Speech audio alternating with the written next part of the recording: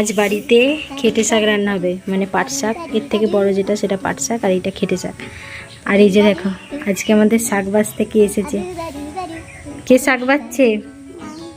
নাই নাই শাক বাছছে। তুমি শাক বাছতে পারো? আর শাক কি হবে? শাক কি হবে? রান্না হবে। কে রান্না করবে শাক?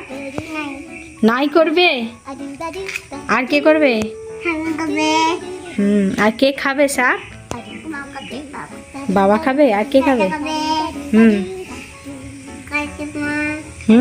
আর কে খাবে? কাকিমা।